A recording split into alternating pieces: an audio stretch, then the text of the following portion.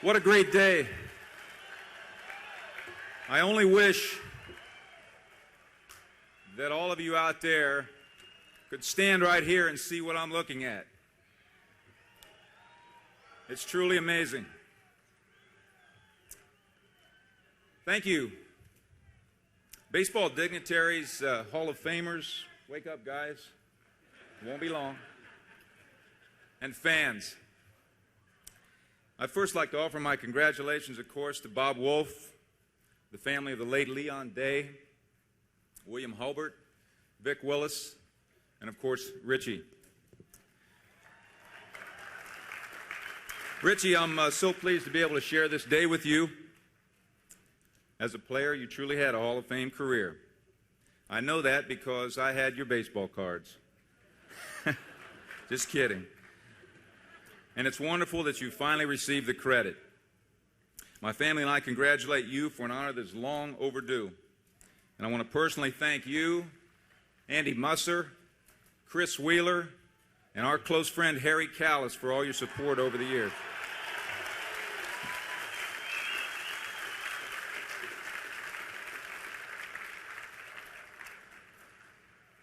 I really do stand before you a man that's totally humbled by the magnitude of this entire experience. It's unbelievable. To be honored at this historic annual baseball ritual is truly the finishing touch on what was an extremely rewarding career. To my friends, baseball dignitaries, and most of all you loyal fans and your families who've traveled many miles to be here, I'm honored and flattered that you've came to Cooperstown.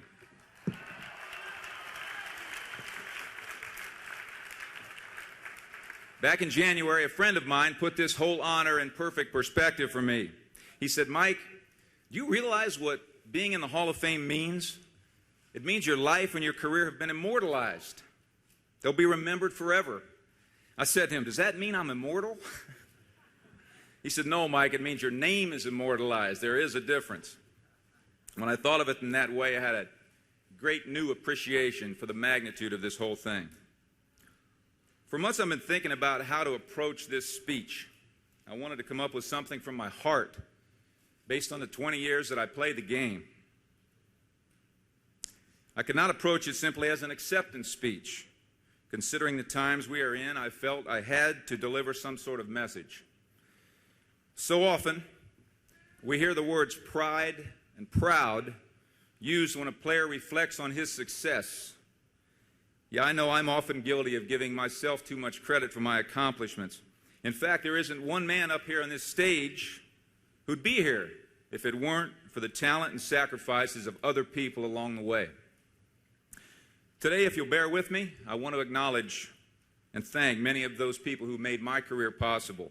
The chain of friends, coaches, and family who each in a special way made it possible for me to reach this field of dreams. So if you'll indulge me, I'd like to recognize some of these people. I'm a Daytonian. Are there any people from Dayton in the audience? Yeah, I see there's a couple of them out there. Cooperstown's a tough place to get to, I know. My mom, I told you should have closed Phillips Aquatic Club today so everyone in Dayton could make it here. My career began in my backyard when I was 3 years old. My grandmother Schmidt used to pitch me a tennis ball, and I'd whack it with a broomstick into the neighbor's yard. As I got older into organized baseball, in addition to driving me to games on the weekends, her thing was to tailor my uniforms, to tailor them so they just fit like her heroes, whose poster she had on her bedroom wall, Red second baseman Pete Rose.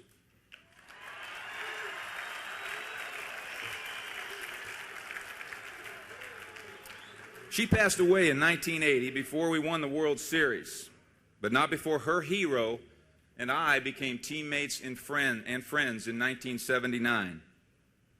I joined her and millions of baseball fans around the world in hoping that someday soon, someday very soon, Pete Rose will be standing right here.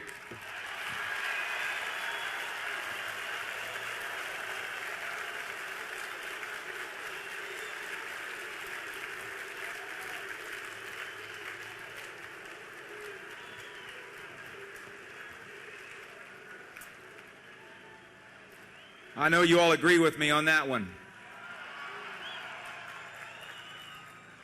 It's great that we see eye to eye on something, isn't it, Philadelphia? Pete stood for winning. We all know that. My first experience on a winning team was in the 1950s. We're back in Little League. I learned about discipline and teamwork from a coach named Jack Fenner. In high school, I was introduced to words that became my credo: sacrifice and hard work, by Dave Palsgrove. One summer, my baseball dreams almost ended. In fact, it was 1968, after my freshman year at Ohio University. I had to face the reality back then that I simply wasn't good enough at this game to make any team in Dayton, Ohio. But thanks to Ted Mills, a great baseball man back then, he gave me a chance to play. It was on that team that I met a man named Tom Smith, who became my future OU teammate, roommate, and best friend. Tom and I were inseparable through those years. Together we chased a dream of someday playing professional baseball. If there's one man that I could single out as having the most to do with me becoming a Hall of Famer, it would be Bob Wren, my baseball coach at Ohio University. He took me, a walk-on athlete at Ohio University, and developed me into an All-American in 2 years. He provided me with a baseball foundation that I relied upon as a pro and still use today as a high school baseball coach. A scout who once said he found me in Little League stayed with me through high school and college when no other scouts were interested in me. The late Tony Lucadello convinced the Phillies to draft me in 1971. Early in my career, I received support from behind the scenes. You know, in those meetings when young players' futures are hanging in the balance, great baseball men like Paul Owens, Andy Semenick, Cal Emery, and late Granny Hamner, a friend of Richie's I know, were all in my corner when I needed them. You know, life for me was not always baseball. There was God, family, and there were real people guys who come on once in a lifetime. A guy who I'll always consider my closest friend from baseball, Gary Maddox.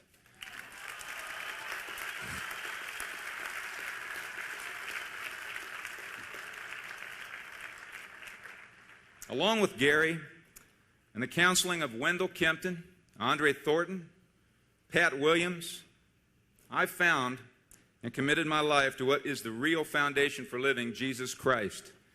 Few players these days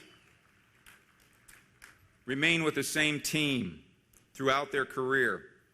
Thanks to Phillies owners Ruly Carpenter and Bill Giles, I was able to establish a secure home in Philadelphia for my family throughout my career. I'll always be grateful to these men, especially Bill Giles, for their dedication, their character, and their love of the game. I'd like for Bill, who stood already, and Ruly Carpenter, if you're over there, please stand up for a second and be recognized. These are two great baseball men who I owe a lot to. Now more than ever, baseball needs more men like Bill Carpenter and Ruly Giles. I'd also like to congratulate Lee Thomas and the Philadelphia Phillies for all their success in the recent years. We're going through some tough times right now, but we'll bounce out of it. I wish you the best the rest of the year.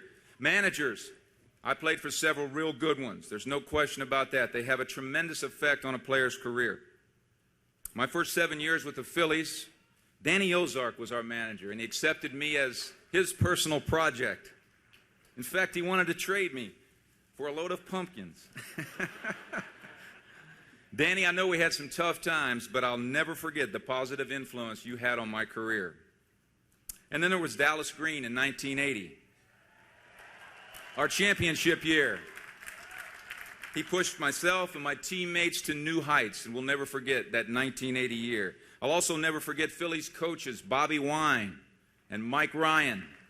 Those guys never objected to hours and hours of throwing me batting practice.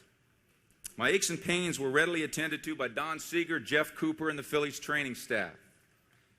Gus Heffling and Pat Croce, two people you haven't heard much about, they taught me the value of training my body in the off-season, which may have been the most important professional commitment that I ever made.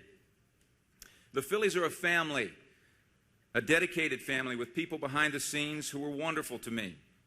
People like Larry Shank and his PR staff, Kenny Bush, Pete Cira, and all the home clubhouse staff over the years.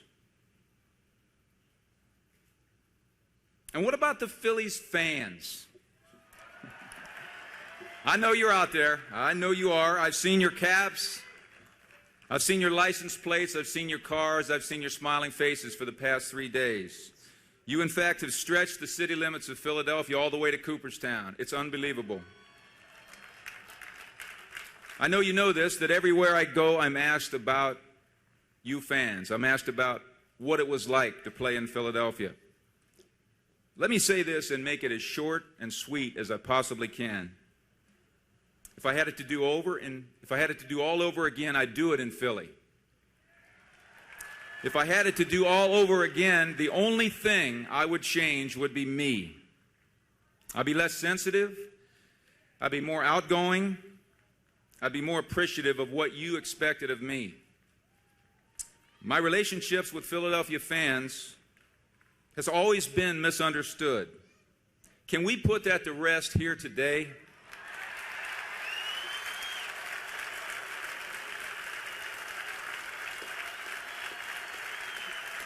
I and my family sure hope that we can.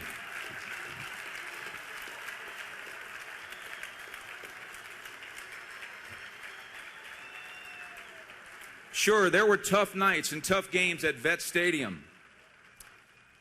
You got to realize that that's the nature of the sport we played. But I remember most your cheers of anticipation as I would come to the plate for a big at-bat, the curtain calls after big home runs, and that number 20, along with these other 3 guys being hung on the outfield wall at Vet Stadium forever.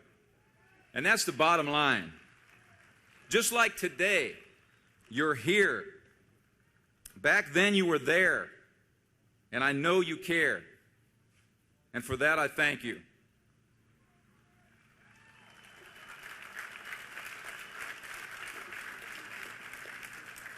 There are 2 special men in my life. Although they're not related to me, I consider them family. Because of their personal, business, and financial counsel, they've enabled my family to enjoy a secure life off the field. Arthur Rosenberg, who handled all of my financial affairs for the past 15 years, and Paul Shapiro, who, along with Arthur, negotiated all of my Phillies contracts.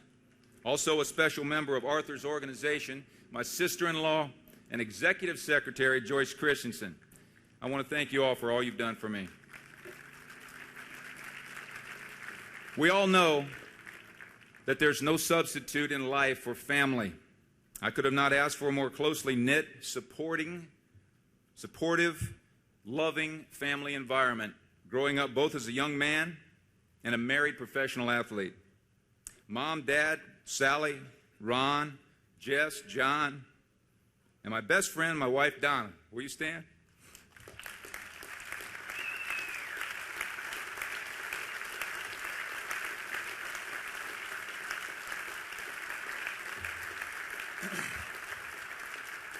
My greatest gift of all is to have you all healthy and able to share in this honor with me.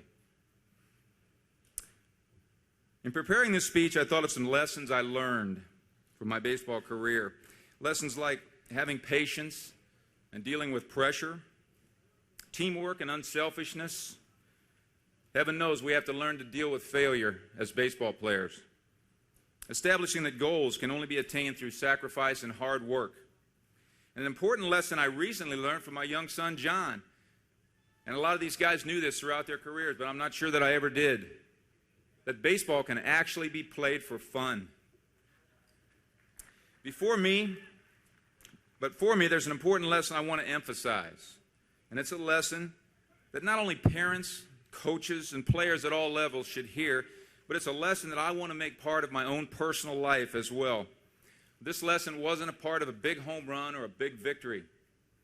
This lesson started back in 1971 when a player named Bob Boone, who I'd never met before at the time, went out of his way and said to me, "Mike, nice hitting," as my home run for the Philadelphia Phillies big league club beat Bob's Reading Phillies farm team. You know, it was my first sense that I had a friend in professional baseball.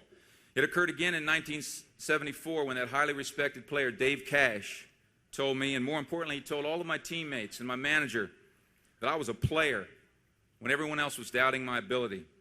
Again in 1976, Dick Allen took me aside before a game in Chicago and said to me, "Mike, let's go out and have some fun today. No matter what the outcome, enjoy the sunshine, the crowd. Wrigley Field's a beautiful place." And I went out and hit 4 straight home runs. And finally, it occurred for me every day. It occurred every day from 1979 to 1983 when the greatest hitter ever, Pete Rose, started telling me, "Mike, you're the best player I ever played with."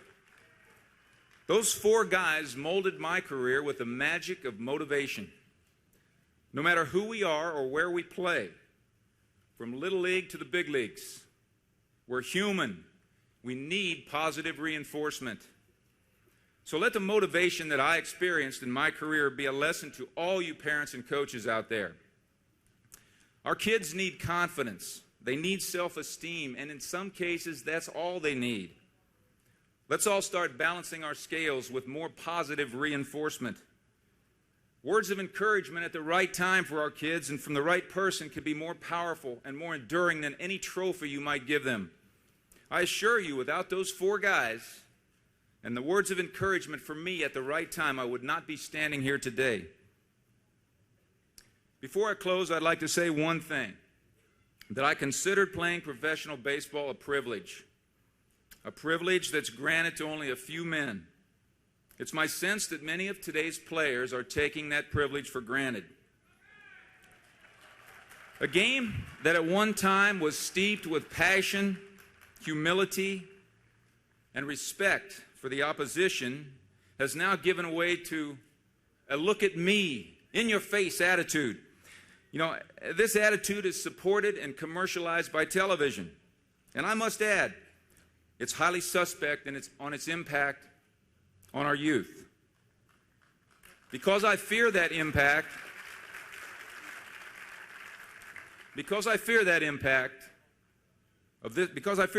of this attitude, I want to use this opportunity to warn the current generation of baseball players of the seriousness of the widening gap between our game and its fans.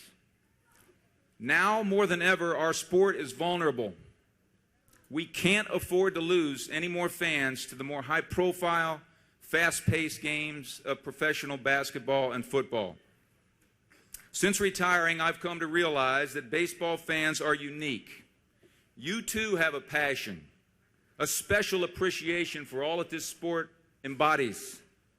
No other sport has fans attached to such a significant and rich history as baseball.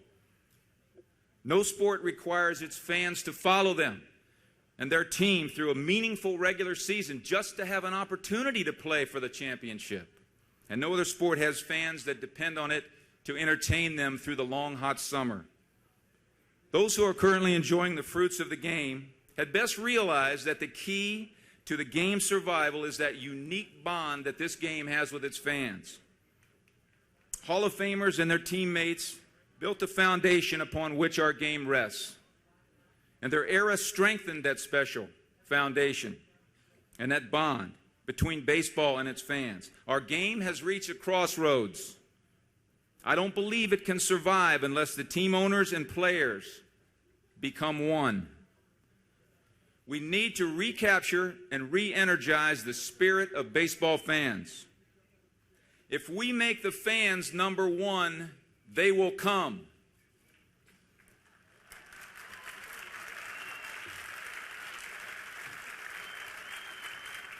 I'd like to challenge the players and the owners to find an independent commissioner, a commissioner who will create a more amicable relationship between players and owners, one who will reestablish a solid network baseball television contract, and one who will promote the game's current players. Hey, and don't forget these men behind me right here. These are the greatest players ever as a resource for advancing the greatness of our game. Are there any kids out there? Let's hear the kids. To the young kids out there, I want to say one thing. Never stop chasing your dreams. Your dreams are your best motivators. My career is an example of how you can beat the odds, how someone's dreams can come true. But remember this, in the final analysis, You can believe in your dreams. You can be taught, supported, motivated, and loved by others. But ultimately, your success depends on you. You must take responsibility for your body, for your mind, and for your character. In closing, my family and I thank everyone associated with the National Baseball Hall of Fame in Cooperstown for their hospitality. The Baseball Writers of America for your support. Of course, the Philadelphia Phillies organization and all of my teammates over the years. My fellow Hall of Famers, I tell you, that sounds good to me. Thanks for coming back to support me this year. And not just Phillies fans, but every fan out there and every fan of our great game. And I also would like to thank God for this very, very special moment and for blessing my life in so many ways. Thank you all for coming. I'll cherish this honor forever.